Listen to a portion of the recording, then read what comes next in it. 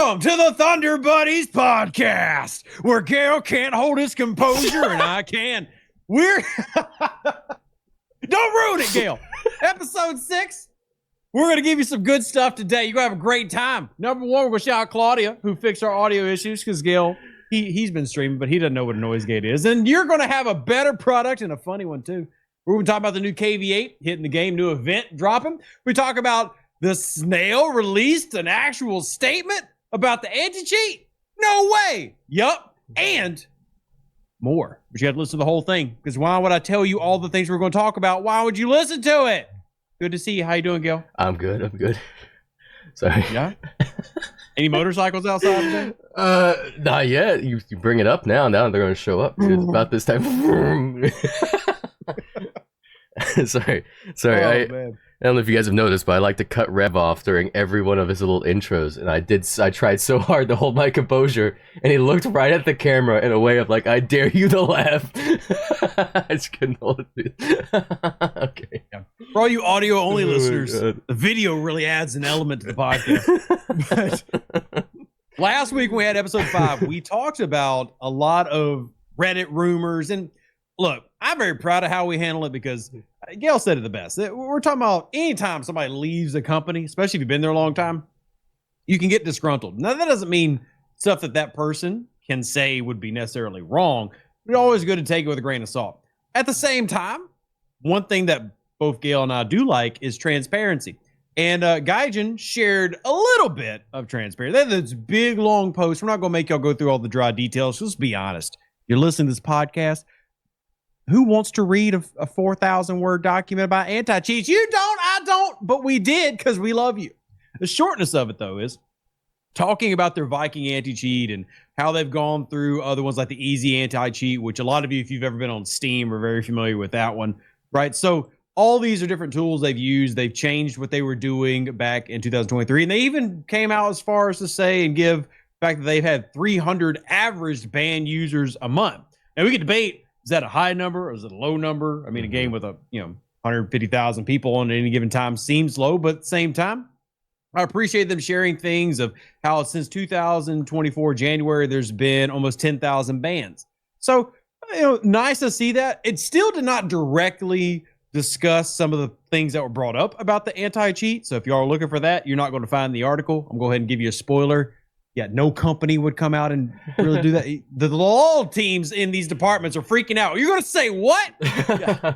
But with all legal aside, it is still nice to see a post addressing what is clearly a concern in the community, even if it didn't answer everything. Mm-hmm.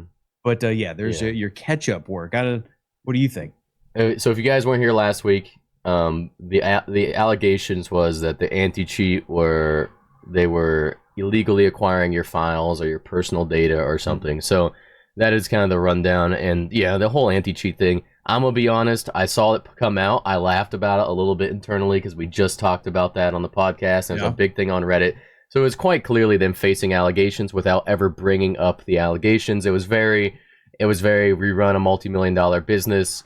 People are saying stuff that either is true or isn't true. We need to face that. So let's just conveniently come out with a post about how the anti-cheat works and call it transparency and hope that people stop allegating or accusing us of things. So, I don't think the accusations will stop, but I guess just as a player, I think it's always good if you're willing to be a little bit deeper in terms of playing the game. If you don't care this deeply, completely cool. We got something for you in about 30 seconds. But I will say this. One other thing they added in there is they discussed player reporting, right? I know a lot of you who watch this, because I know I'm in a lot of the War Thunder Facebook groups. And man, if you ever want to just see it's basically like an award ceremony if everybody wants to brag about every time they got banned. They just post screenshots every day of Gaijin banning people. But apparently, again, this is what they say. Every single ban that transpires is done manually. There is no abusing the anti-cheat or abusing the report system and just saying, hey, we're going to get my whole squadron of 128 people to report Nightingale TV. So read it at your own, volition. Decide if you agree, disagree, whatever. I know if you go and Google the Viking anti-cheat, Bing it, whatever you kids are using these days, not glowing endorsements will appear. But other than that, I still appreciate a game company willing to come out and say, hey, here's how our process is. Yeah. I like that. I'm going to be completely honest. kind of my job to know what's going on. I opened that post, saw a whole bunch of words. I said, that's a lot of words. Too bad I didn't read them. Wow, that's a lot of words. Too bad I'm not reading them. I don't know. I don't know. But you know what's not a lot of words? KV-8. That's 2 letters in a number. Yo, a good counting. Yeah, so if you guys didn't see, they just announced today the new event that we're getting that starts on the 6th. So the day that this podcast comes out. So you should, if you're listening to this podcast on the day it released, the update is live, the event is live. And spoiler alert, I don't like it for one specific reason, not because it's a tank that we pretty much already have. It's not that. But it is another low tier, I think they said rank 2. Yeah, a rank 2 Russian premium tank. It's a KV series tank. Everyone hates the KV-1. You know how OP it feels at a low tier. Guess what? You're gonna get that, except a little bit different. So so if you guys didn't see, it's gonna be, I think it's 30,000 mission score. We'll get into that in a minute on how to do the actual event, but it is a KV-8. The real attracting factor of this KV-8 this KV is the KV-8 replaces its 76mm gun. I think it's a 76 with a 45, so it's a smaller caliber gun, and they add a flamethrower. So it's been a while. It's been a few years since we saw a flamethrower tank get added to War Thunder, but now Russia is getting the old KV-8. So what do you think, Rev? You're more of a low tier guy than me, more of a rank 2 guy. Yeah. Well, this puts it in the same realm as the Crocodile for the UK. Mm-hmm. And I'm going to let you have the point you want to make, so I'm not going to jump into the other trees. Look, I've said it before. I like collecting things in the game. I will say, one, it's real. That's usually a big thing for me in War Thunder. If it's not real, look at you, Soyuz battleship. I hate you. But, I mean, this is a real thing. They really used it. I mean, I am always personally a fan of adding things to low and mid tier. I do believe there's more to flesh out there. Yeah. I would bring up the point of, and you use them a little bit at higher tiers. Mm-hmm. At mid and low tiers, I don't find flamethrowers to be very effective. And what I mean by that is you could just as well run the same HE round and get a better shot at a better distance than what you would get from being close enough to use a flamethrower. Mm-hmm. I'd also point out that a lot of the lower and mid-tier maps are not designed to get you those close quarters anyway. Yeah. You know, most of the lower and mid-tier maps don't have these great, you know, close quarter like town spaces like you were playing in Vietnam when I was watching yesterday. Mm-hmm. And while that does populate at lower levels, it's not super common. Right. And that map has a massive town area that can be great for flamethrowers with those little ledges and stuff like that. But you don't run into that a lot unnecessarily. So look, I think it's fine. I probably have the same reaction that a lot of people had with the Spitfire. I go, well, there's a bunch of KVs and related items in this VR area already. Yeah. I'll put it this way. There's nothing about the KV-8 that's going to make it dominant at its tier. But if you like the Russian line, which is already really good, if you want to have a little bit of a change in your playstyle, because everybody knows the Russian ground is pretty much the exact same playstyle at that BR, this does change things up a little bit, and that's nice. Yeah. So that's what I would say about it. Am I excited? No. Am I going to go after it? Yes. Yeah. And what I'll say about the flamethrower tanks is I think anyone who's ever used them, I think there's only 2 flamethrower tanks in the game currently. It is the TOW-55, which is the 8.0 Russian Premium, which is a T-55 with the retrofitted flamethrower on it. I think it's pretty good, but yeah, like Rev said, it's kind of whatever. You don't really get kills with it more than once every couple hours, unless you're really seeking them out. I've gotten a couple good double kills here and there on like SPAs or open top guys, but it's very situational. I will say it doesn't hurt you to have a flamethrower, which is nice. Usually. So, for example, the Churchill Crocodile was the original Battle Pass tank from, I forgot the name of the Battle Pass, but that was the one with the AH-1G, or the A1H, or the Vietnam era attack plane, and it had the Churchill Crocodile, and it had the Zippo riverboat for America. And, you know, the flamethrowers are cool, but yeah, in terms of usability, they're more of a gimmick than anything, as long as they don't hinder you. I think the main issue with this tank is going to be the fact that it does actually kind of hinder you, because it does replace a gun that used to be pretty damn good, even pinning low tier German It's going to be tanks. like what's essentially the second gun if you're using a T6 in a similar BR, exactly, right? You've got that nice one, then you got this little, pea shooter attached to the side, and now the KV-8 is still going to have the good armor that the heavy tanks have for Russia, because they do have really good armor for the era. Yeah. In terms of weak points, again, I don't have it yet. I'm going to assume you're going to have a massive weak spot on your front plate now, though, where your flamethrower is, which again, pretty it's actually standard / predictable. It's actually coming out of your mantlet, so it's coming out of your actual turret, which is kind of neat. It's unlike the Churchill. Above the front plate. So. Yeah, so the Crocodile, it comes out of your front plate, but this one comes out of your gun mantlet, which is pretty cool. So yeah, it'll have the survivability of a normal KV series tank, which is nice. You're just gonna have less firepower and a very situational flamethrower.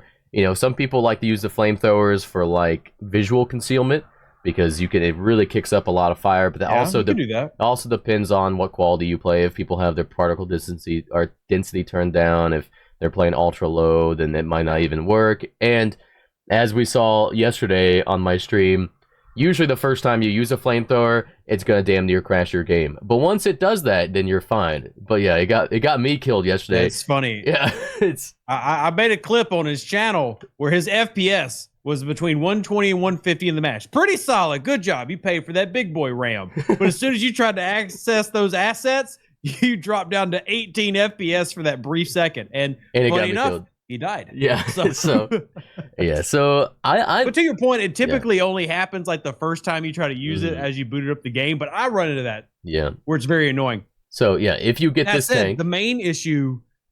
How have you not brought it up yet? Scream it! I'm waiting. I'm waiting to say. I gotta get at least 10 minutes into the podcast before we talk shit about Russia again. Okay, my main complaint, and I think that's everyone's main complaint, isn't gonna be the uniqueness of this vehicle. It's not gonna be the fact that it's a KV or has a flamethrower. The main complaint is gonna be the fact that America doesn't freaking get a flamethrower tank. And we had, someone might be able to quote me if I'm wrong, but just quickly going over it, and from my basic knowledge, we had the largest number of mass-produced and put into service flamethrower tanks across multiple wars than any other country has ever had.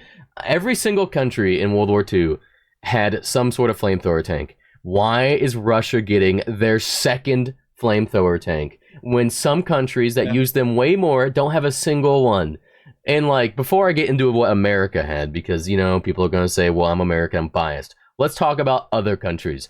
Other countries, Germany had 8 different flamethrower tanks. Italy had the little L3 version with a flamethrower. Which is hilarious. That would be so funny. Fiat car with a flamethrower on it. Yeah, but it happened. Yeah, it was real. Exactly.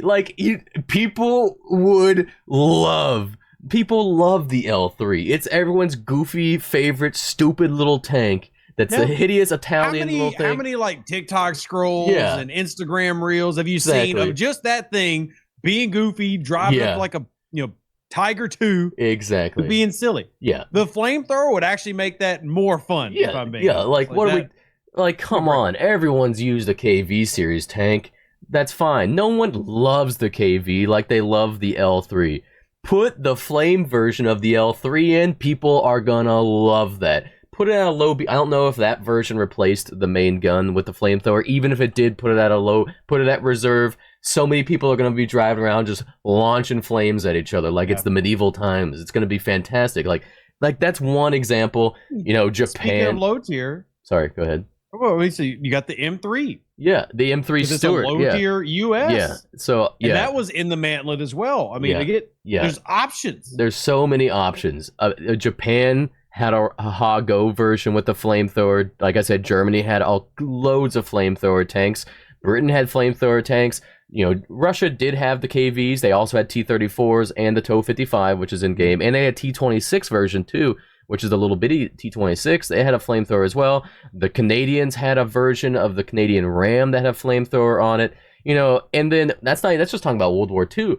I mean, America also had an M48, which was with the flamethrower. The M48 Patton, it was called the M67 Zippo. And they had the version of the M113 personnel carrier with the flamethrower. And then the main dog is the Sherman Zippo. There were so many Sherman Zippos out there. And why are they so against giving America some of their coolest? We've talked about this on the podcast before, but how they have such an issue with bringing in cool like gameplay things and not giving it to the Sherman that had it more than anything. A perfect example outside of the Flamethrower is the Sherman with the bulldozer blade. Why do we not have a Sherman with the bulldozer blade either? Like, what's happening? Like, I try not to talk about Russian bias, but why are you gonna give a second country their most boring flamethrower tank when you could give another country their first flamethrower tank? Especially something memey like an L3 or an M3 Stewart, or just bring the big dog Sherman Zippo in. You know, like, why are we bringing in the KV-8? Nobody cares. People are going to get it because it's an event, and it's a lower tier event, and it has a flamethrower, but come on, it's just a KV. Like, I don't I hate... No, I'm with you. I think, look, it's a fair criticism. And I'd even go as far as to say, and if Gaijin decides to listen to this, we appreciate you. But I would even say that if you're bringing in a Russian flamethrower, I personally would have rather had the T-34 version than the KV-1. It's because the T-34 is more versatile and usable at low and mid tiers. It's more common, and maybe that's why they didn't. That'd actually be the same reason I would argue for giving us the Sherman one, because how many of the Shermans, with the exception of the Swedish one, are basically all just copy and paste of each other? Yeah. You know, almost every 3.0, 4.0, that era, like, yes, you do end up with the Easy 8 eventually. You know, you get a little bit better with the 76.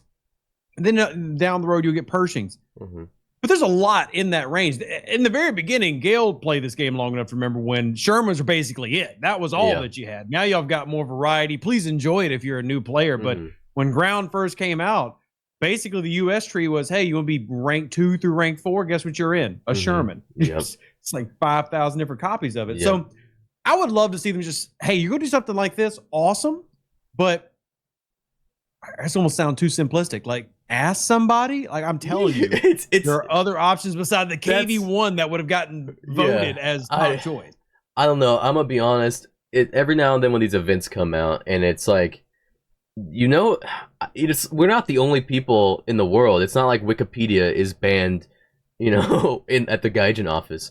Like, we're not the only people that can use Wikipedia. They have to know that these other flamethrower tanks exist. Why are they why the KV? Like, they have to understand the memes with some of these other low tier tanks. Like the L3, a flamethrower L3 would probably be the fan favorite event this whole year. Like, it gets because everyone. It's also running into that issue with. I actually appreciate about War Thunder is they do try to be as realistic as you can in a video game that includes everything from arcade to sim. So maybe from a balancing perspective, the L3 with the flamethrower would be a little bit too ridiculous at low. Maybe it would. Maybe they've tested. They went, hey, this thing got 30 kills, 5 assists, and 3 caps. It never died. I don't know. But I will say this. Even if the argument is that still doesn't change the Sherman argument or the T-34 argument or any of these other ones, because we have that already in things like the Crocodile and now this KV-8. Yeah. So I guess all we're really doing is, oh man, our lobster's too buttery, our wives are too beautiful. Like, we're so blessed with all these great things. You're not giving me enough of the great things.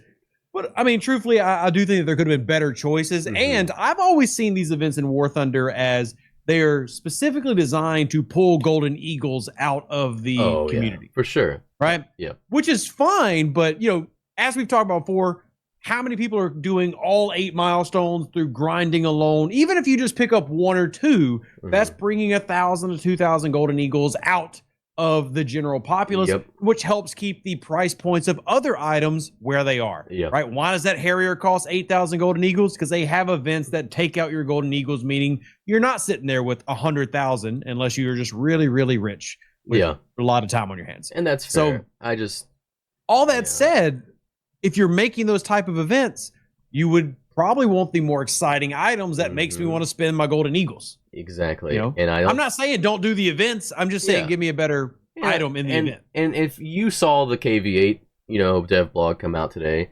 and you're like, well, I thought it was kind of cool. Don't be like, maybe I shouldn't think it's cool. If you think it's cool, you think it's cool. And I don't think it's lame. I just think it was a missed opportunity to give another country a flamethrower tank that could have been way more exciting for a larger player base. It just seems like, someone at Gaijin gave the go-ahead for the event vehicle to be a flamethrower tank, and they're like, KV-8. Or, oh, come on, let's think about it for a second. But, maybe Gaijin has a little bit of, maybe they know more than we do, I would imagine, about developing their own game, and maybe they have a reason for it. But I've been waiting for a flamethrower tank for America or another country for a while, and it is kind of sad to see a second one go into a country that already had one. But, it is what it is, and I would still recommend getting it. I always recommend putting a little bit of time in. Make sure you don't miss the event vehicles, even though if they might not go for a lot. Speaking of the previous event that we talked about, the F6C, it is now available to be sold on the marketplace. A fair example of how much they're going for, it's about $13. What are you doing? And that's only going to rise. Oh yeah, it's only going to go up. So that's going to get higher. Yeah. So now, maybe you're out there and you don't care. Like I have mine, and I just like having it. But again, how much time and Golden Eagles did you spend to get that 13 or eventually 30? And I think that one's going to go. It'll go up. Wait another 4 or 6 months. That's going to be a nice pay point. I bet it'd be $25 in 6 months or something like that. But yeah, so like, it's still worth getting. It's still worth grinding out, in my opinion, because it is a unique vehicle. And if you're someone who plays this game all the time and you've never done an event before and you're trying to think, I'm definitely going for it. Yeah, if you're wondering, this is my first event, should I do it? I always recommend just put a little bit of time in and do it, because I've been playing this game for almost 13 years now, and I will tell you there are some events I missed out on that I hate missing it every day that I see someone using it. And I'm like, oh, I could have had that if I just put a little bit of time in. So the FOMO is real. Put the time in, get it. I think it's definitely worth getting. It is a unique one. At least it's different. It's not a direct copy paste. It's better than the battle pass. It's it's at least it's unique in some sort of way. Oh no, I'm torn on that one, but yeah, I get where you're coming from. I know a lot of our viewers, like she's in my community and yours, Ice Wolf. She's huge on the Russians. She's probably super excited with today's announcement, because that's all she does is play mid-tier Russians. So I hope nobody heard the past like 10 minutes like, oh, they just hate the KV-8. No, it's not about the KV-8. It's just about wanting more. Missed opportunity. I will go after the KV-8, right? Like, I want it. I think the only argument I really come is, you look at like a Sherman flamethrower, I just think that would be used more than a KV-8 flamethrower. Like, I guess the question I asked to you out there, if y'all are watching or listening to this podcast, reach out to us or put the comments on YouTube. Would you actually add this to your lineup? That's the key one for me. Is what makes a plane, tank, warship, etc. good in War Thunder is whether it's an event vehicle, a battle pass vehicle, would you add it to your lineup? The Spitfire we talked about, I get why people get disgruntled by it, but I would also have it in my air lineup. The KV-8 will be unlocked, used for, hey, let me check out this cool thing I have. And then 13 years later, when we're back here on this podcast, I'm going to tell you that was the last time I used the KV-8 flamethrower, right? So that's why I don't see it as that big of a deal, because I don't see it as something that would go anywhere on my loadouts. Doesn't matter what I'm really doing. I don't see a situation for it. But at the same time, that doesn't mean it's not worth getting. And that's also just my anecdotal play experience. You might be out there going, nope, Rev, you're wrong. I'm going to use this KV-8 for 300 hours to just do nothing but burn, AA. And honestly, awesome. You have a great time. Yeah, have a great time. It's an event and it's worth getting. And if you enjoy it, then you enjoy it. If you don't, then don't do it. But I just think missed opportunities. I think Gaijin's been hitting that on the nose a lot lately, is missed opportunities. But they're focusing on big updates coming soon. So if you guys want to know how to get the event, before we get into that, if you've never done an event before, I'll run it through how to do it. Because I don't know if we talked about this with the F6C. Same sort of concept. It's just a basic market distinction event. So it's going to be, all you got to do is play ground battles. I think rank 3 or higher, I think is usually how it goes, right? Maybe rank 3, yeah. Or use an event vehicle. You can use a lower rank event vehicle if you have a low rank event vehicle, but it's going to be 30,000 mission score. So mission score, when you're in a game, it's the score next to your name. You got to get 30,000 of those. There are some bonuses to playing higher tier stuff, but just 30,000 mission points, not crazy. 30,000 is a pretty decent amount. You can get that knocked out in a couple hours, even at a lower tier player, I think. And it's going to be... I would make one general complaint is if you're going to have something like a KV-8 be the event vehicle, again, it's my opinion, you can leave the Golden Eagle price the same. However, it should have a point system based on where that vehicle is. You know, I think it's silly that like my J6 is the same level of grind as a KV-8. Again, just using KV-8 being like a rank 2, rank 3. If I'm grinding for a 4.0 tank, I should not be putting in equal effort to grinding for a 10.0 tank. Okay, interesting. Some people might hate that I just said that, especially if you play high tier. No, I want my job to be easy. I also think from the flip side, because if you primarily play nothing but 4.0, it takes a hell of a lot longer to get those milestones done. Yeah. A lot longer. That's fair. I honestly, I thought you were going down the route of if it's a rank 2 tank, you should be able to play rank 2 to get it. That'd be kind of neat because some of these... No, I also would agree with that. I think it's kind of the same conversation. Yeah. You know, like if we're going to make a baseline for, and I think everything should be grinded for. I think that's one thing War Thunder fans, please be appreciative of, that these events can be ground out, because I come from games where there's a lot of things that there's a paywall and there is no get around the paywall. It's you either buy it or you don't have it. So I like that the KV-8 has both options. Yeah. That said, you know, it's not something that we're going to take into, you know, I'm not bringing it out with my T80 UD. You know what I mean? Yeah, like sure. It's going to stay at its tier. So I think it should have a different grind path for that reason. But again, I say that as a mostly low tier guy who spends more time than a high tier player to unlock a lot of these events, because you score less at mid tier and low tier.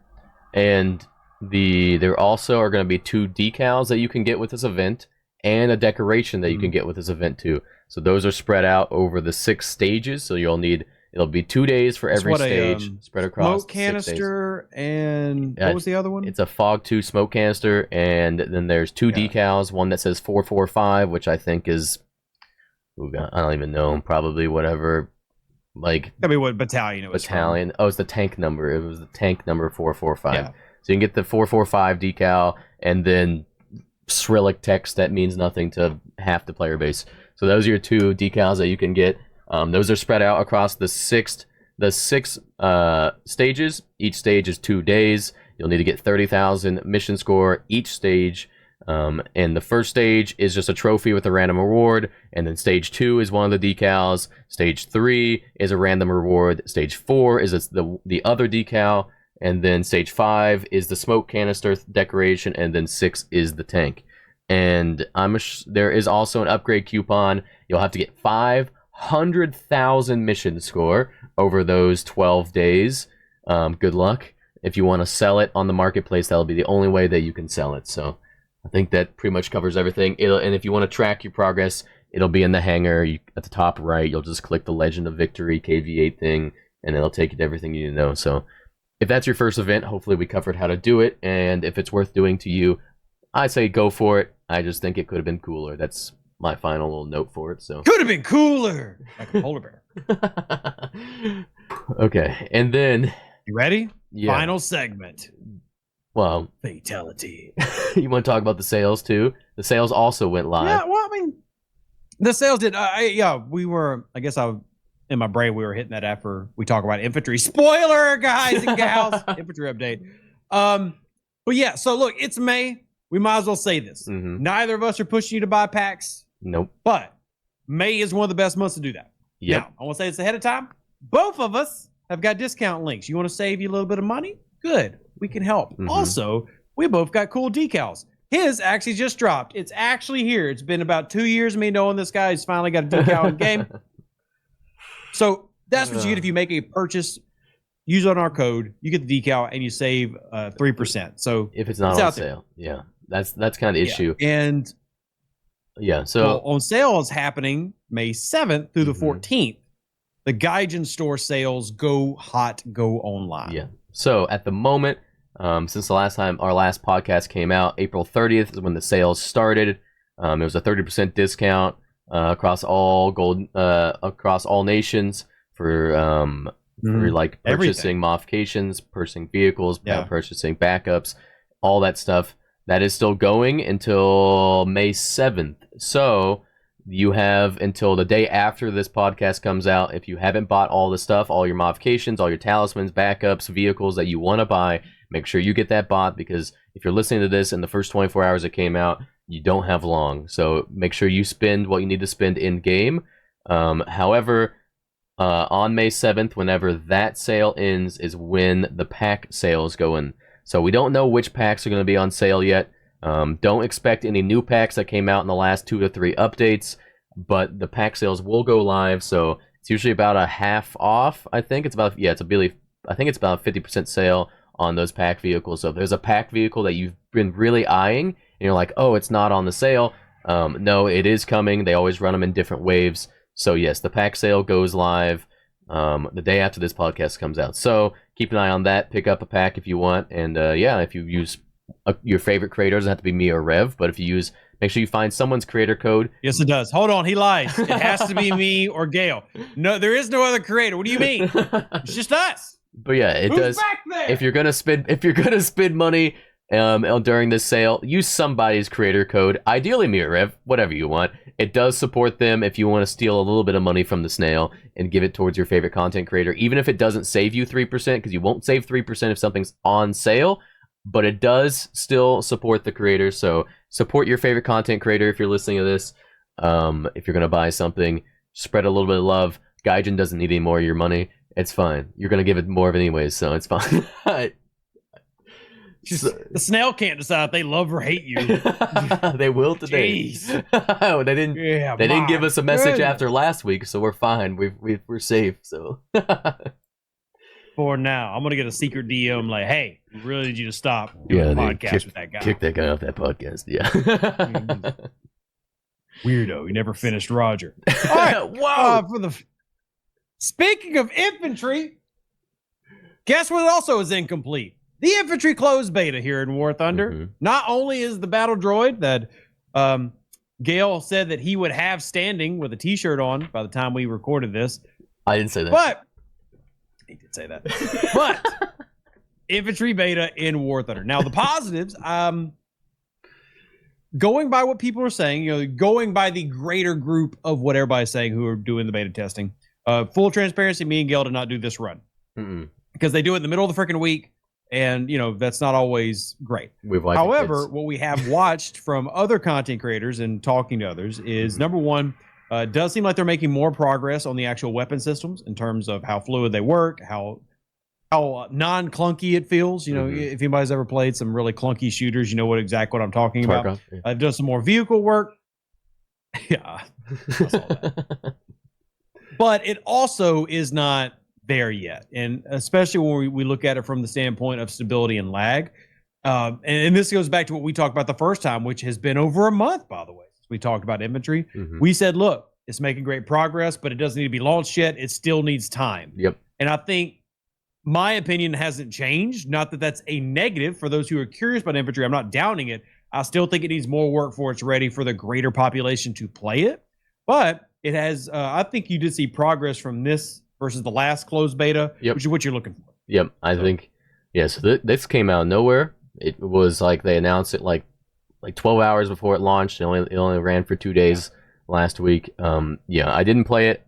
I have a wife, kids, can't just necessarily hop on and run a stream in the middle of the week because they decide to put it on a Wednesday or something, or on Christmas, God forbid.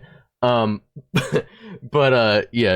whole focus this update, this beta test was removing some inertia feeling from the gunplay, which I think a lot of people probably appreciate that. The guns I did hear from my other creators was that they did feel a little bit snappier, that they'd feel a little bit better, a little bit more smooth. I would say my main complaint that I heard from most of my favorite creators is because I hang out more in the North American sphere than I do the European creator sphere. And most North American creators I talked to, the main complaint was the fact that they don't run these tests on NA servers. So it's really hard to feel how good it's going to be because you're playing at 150, 200 ping. I saw all the North American CCs rubber banding all over the place. The gunplay didn't feel like your rounds were hitting when you were firing them. All the normal Gaijin server issues were really, really elevated during this because they were apparent. they're you could obvious, definitely tell that it was not a smooth experience. Yeah, and and again, not taking shots. This is something they're clearly in beta on, but that's an area we've not seen improvement on. Yeah, it's we really... talked about that a month ago. It's going to need extreme optimization, especially if they want to pull off the huge teams that we've been talking about. Yeah, and I also think they announced, you could read in this real quick, I forgot about this, but I think they did announce in that last beta release that they are going to be focusing on different game modes that have less people and one have more people, just so there's less bots, because there were a lot of bots in this beta test too. I mean, it seemed like half the kills people were getting you're just killing bots. They're not bots that are following people around like lost puppies anymore, but they were still populating the servers with bots like they do. I'm glad they're not using the same bots as they do in Naval. Then that's happy to hear. Yeah. So man. Yeah, I think. We said this a month ago, 6 weeks ago. Whenever we talked about infantry, I think the infantry could be very good. We've heard internally from Gaijin that they're putting all their eggs into the infantry basket. That's the reason that creator decals took so long. That's a lot of the reasons that your battle passes and your events aren't as interesting as you'd like them to be. And while some other small things aren't getting tweaked and fixed as fast as they normally did, is because it's all hands on deck to make sure infantry is getting developed in a timely manner. I imagine they're trying to push it by one of the fall updates or the Christmas update. You really want to cash in on that time of the year. So I think they're all hands on deck to push infantry. Honestly, I think the maps look fantastic. I think the maps, I think the art style is really good. I think it looks comparable to other AAA games that are coming out. I think it looks pretty good. My issue... I hate to just invoke names. It gives very Battlefield vibes aesthetically. For sure. Aesthetically. Yeah. Or Squad. Not mechanically, but aesthetically. Yeah. Definitely gives those vibes. Yeah, and I think they only have 2 maps right now, so obviously they're probably working... a lot of this behind-the-scenes work is probably working on other BRs, because there was another modern test. I don't know if they've scrapped the idea of starting out Cold War, but I was still under the impression they're supposed to start out Cold War. But supposedly I don't know. I don't know what's going on. We've not seen anything of that time period yet. So maybe they're working behind the scenes to make more maps, because you're going to need more than 2 maps at release, and working on the other BRs. But they've not said anything about that yet. But I honestly think it could be good.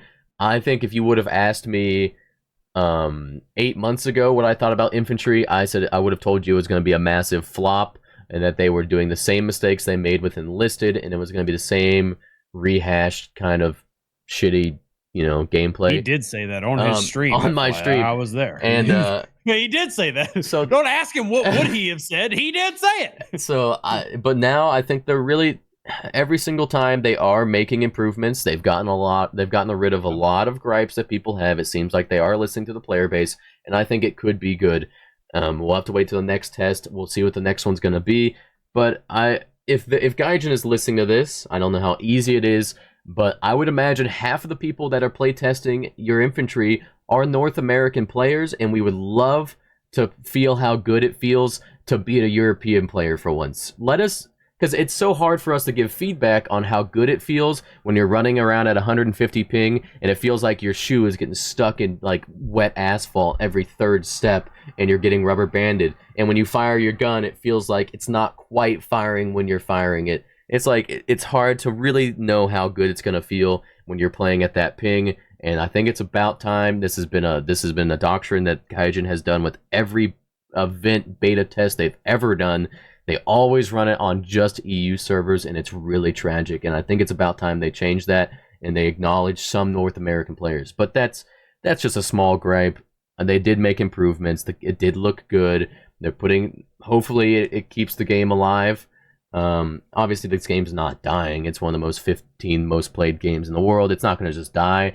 But I think we probably need infantry to be majorly successful if we want our favorite game, or one of your favorite games, to keep going for another decade. We really need this to be good, and I'm glad that they're acknowledging that and they're putting the effort in to make it as good as they possibly can. So that's my exactly feedback. What Gale said. We need it to be as good as possible. Me and Gale.